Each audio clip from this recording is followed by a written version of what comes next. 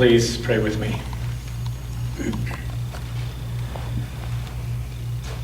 May these words that I speak be grounded in my soul, encouraged by the God presence in me.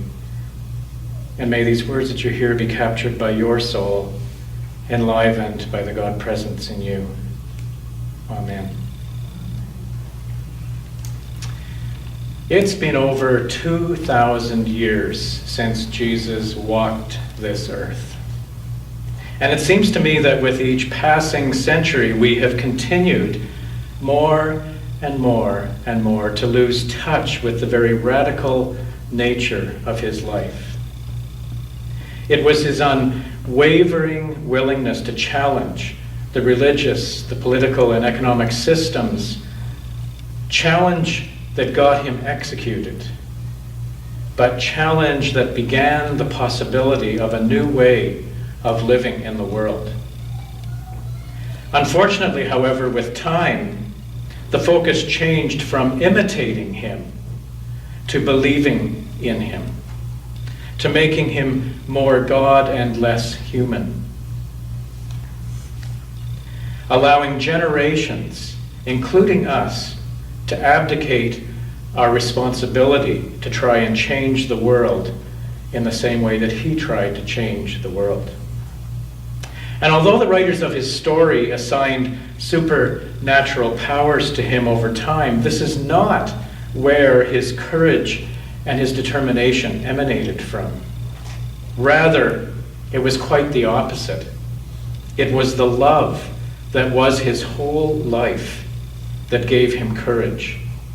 A love that could only come from a profound spirit of humility. It was his reverence for life itself, his all-encompassing, loving humility that gave him great power in his world, a kind of power feared by the authorities. And so, when he witnesses the jockeying for position at the banquet in our reading this morning, he recognizes that it wasn't love at work at the table, but it was cultural rules and laws. And so he uses parable once again to speak against the unloving nature of the status quo. You see, in this culture, in Jesus' time, you only invited people of the same social status because the invitation to a meal was expected to be reciprocated. And of course, those of lower status couldn't reciprocate. Further, you also invited those of the same social status because the invited guests would bring honor to the host. And again, those of lower status could not bring that kind of honor. In fact, what Jesus was suggesting to the host of this meal was cultural suicide. The humbling that Jesus talks about is the result of damaged egos, when one's actions are motivated by cultural rules and norms. And the exalting that he talks about is only the result of humble reverence for all of life, when your actions are motivated not necessarily by the rules, but by love. True honor is not the result of human opinions, but is the result of the spirit of love, the way of God. It seems to me that it is love which can only grow in the soil of humility that is what it means to be faithful. Love needs to be from a place of humility. Richard Rohr makes a clear distinction between having faith and living faith. He says, most people think having faith means to believe in Jesus. But we are actually challenged to live the faith of Jesus. It is not so much an invitation as it is a cosmic declaration about the very shape of reality. Rohr goes on to say, faith is not an affirmation of a creed, an intellectual acceptance of God, or believing certain doctrines to be true. Yet that seems to be what many Christians have whittled faith down to. Such faith does not usually change your heart or your lifestyle.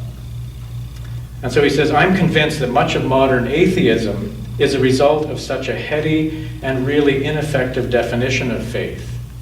We defined faith intellectually, so people came up with intellectual arguments against it, and then said, I don't believe in God. Jesus' notion of faith is much better translated as foundational confidence or trust, a deep trust that God cares about what is happening right now. This is clearly the quality that Jesus fully represents.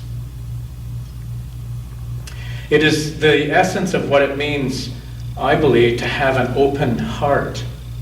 An open heart. It is a willingness to trust that love is the guiding force of the universe. In fact, the very purpose of the universe.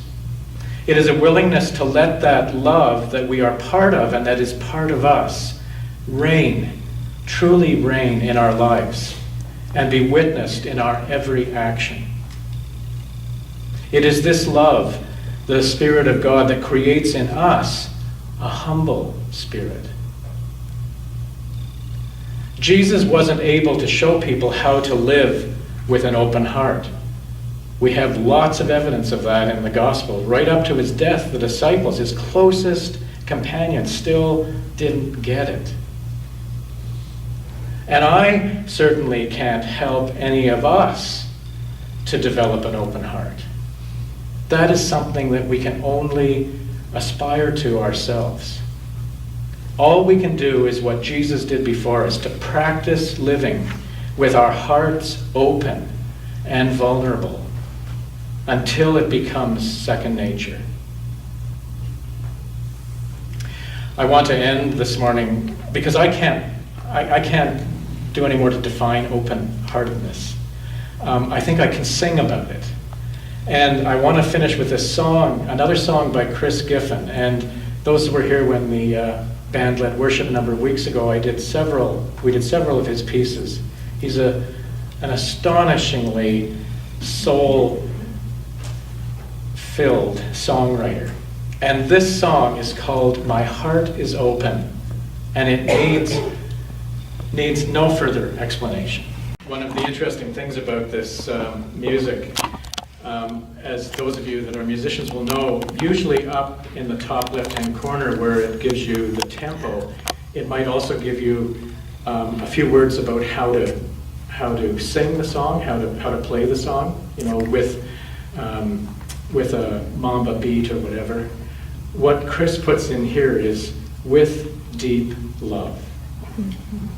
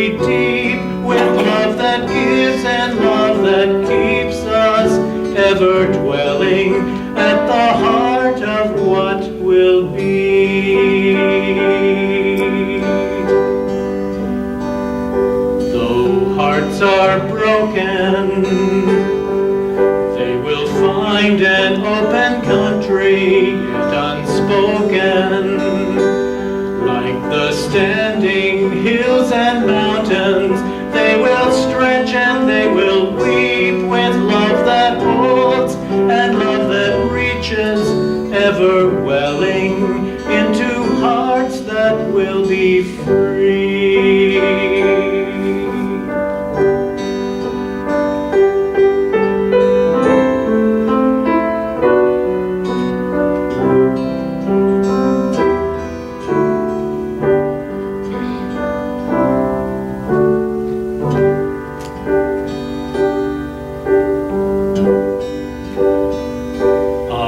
Hearts are open, like this broad and open country. We are growing, like the turning earth and oceans. We are rich and we are deep with love that gives and love that keeps us, ever swelling into all that life can be.